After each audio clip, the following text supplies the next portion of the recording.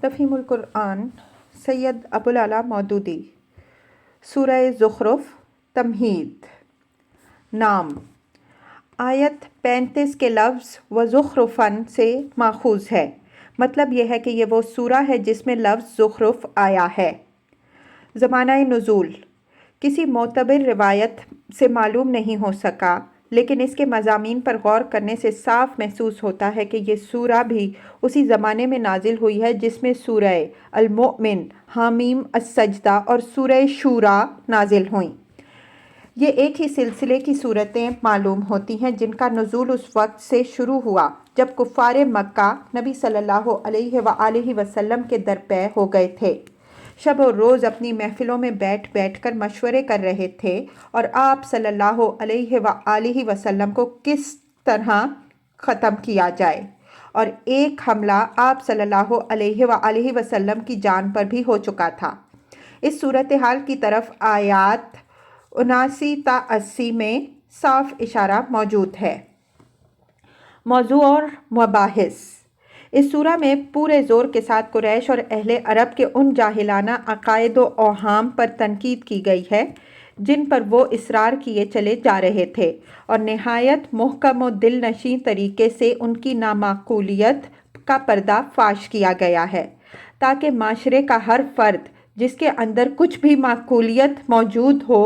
یہ سوچنے پر مجبور ہو جائے کہ آخر یہ کیسی جہالتیں ہیں جن سے ہماری قوم بری طرح چمٹی ہوئی ہے، اور جو شخص ہمیں ان کے چکر سے نکالنے کی کوشش کر رہا ہے اس کے پیچھے ہاتھ دھو کر پڑ گئی ہے۔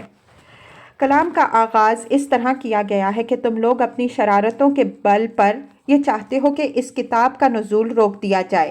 مگر اللہ تعالیٰ نے کبھی اشرار کی وجہ سے انبیاء علیہم السلام کی بعثت اور کتابوں کی تنزیل نہیں روکی، بلکہ ان ظالموں کو ہلاک کر دیا جو اس کی ہدایت کا راستہ روک کر کھڑے ہوئے تھے۔ یہی کچھ وہ اب بھی کرے گا۔ آگے چل کر آیات 41 تا 43 اور 79 تا 80 میں یہ مضمون پھر دہرایا گیا ہے۔ جو لوگ نبی صلی اللہ علیہ وآلہ وسلم کی جان کے درپے تھے ان کو سناتے ہوئے حضور صلی اللہ علیہ وآلہ وسلم سے فرمایا گیا ہے کہ تم خواہ زندہ رہو یا نہ رہو، ان ظالموں کو ہم سزا دے کر رہیں گے، اور خود ان لوگوں کو صاف صاف متنبع کر دیا گیا ہے کہ اگر تم نے ہمارے نبی کے خلاف ایک اقدام کا فیصلہ ہی کر لیا ہے تو اب ہم بھی پھر ایک فیصلہ کن قدم اٹھائیں گے۔ اس کے بعد بتایا گیا ہے کہ وہ مذہب کیا ہے جسے یہ لوگ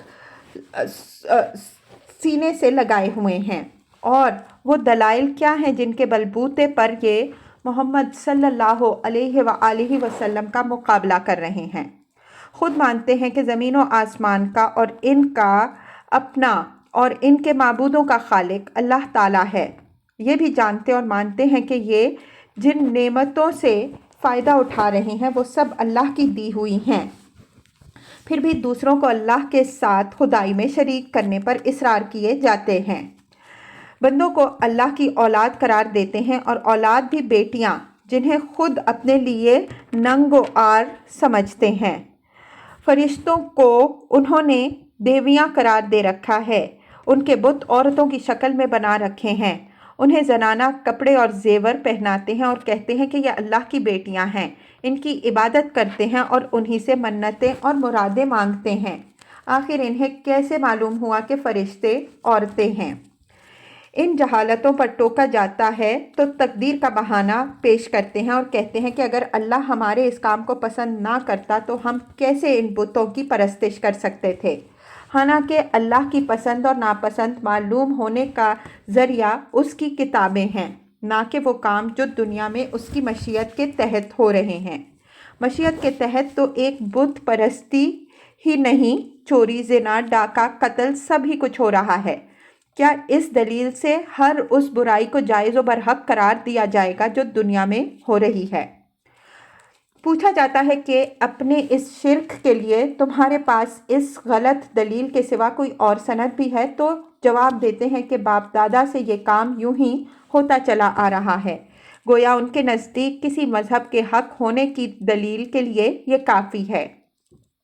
حالانکہ حضرت ابراہیم علیہ السلام جن کی اولاد ہونے پر ہی ان کے سارے فخر و امتیاز کا مدار ہے،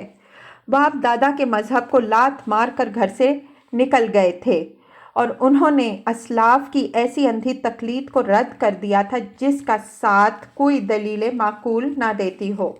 پھر اگر ان لوگوں کو اسلاف کی تقلید ہی کرنی تھی تو اس کے لیے بھی اپنے بزرگ ترین اسلاف ابراہیم و اسماعیل علیہم السلام کو چھوڑ کر انہوں نے اپنے جاہل ترین اسلاف کا انتخاب کیا۔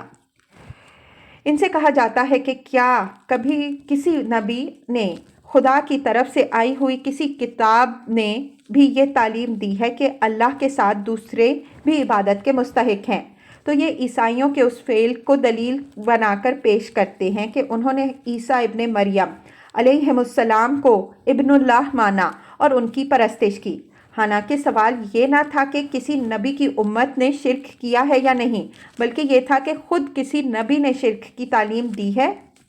عیسیٰ ابن مریم علیہ السلام نے کب کہا تھا کہ میں خدا کا بیٹا ہوں اور تم میری عبادت کرو؟ ان کی اپنی تعلیم تو وہی تھی جو دنیا کے ہر نبی نے دی ہے کہ میرا رب بھی اللہ ہے اور تمہارا رب بھی، اسی کی تم عبادت کرو۔ محمد صلی اللہ علیہ وآلہ وسلم کی رسالت تسلیم کرنے میں انہیں تامل ہے تو اس بنا پر ہے کہ ان کے پاس مال و دولت اور ریاست و وجاہت تو ہے ہی نہیں۔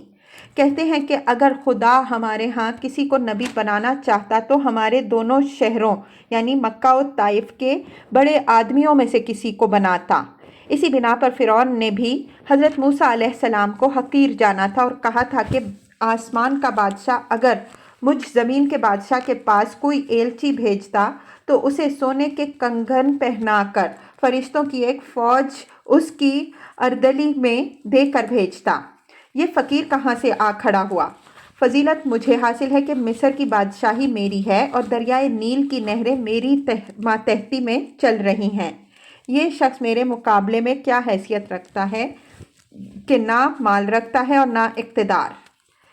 اس طرح کفار کی ایک ایک جاہلانہ بات پر تنقید کرنے اور اس کے نہایت معقول و مدلل جوابات دینے کے بعد آخر میں صاف صاف کہا گیا ہے کہ نہ خدا کی کوئی اولاد ہے، نہ آسمان و زمین کے خدا الگ الگ ہیں، نہ اللہ کے ہاں کوئی ایسا شفیع ہے جو جان بوجھ کر گمراہی اختیار کرنے والوں کو اس کی سزا سے بچا سکے۔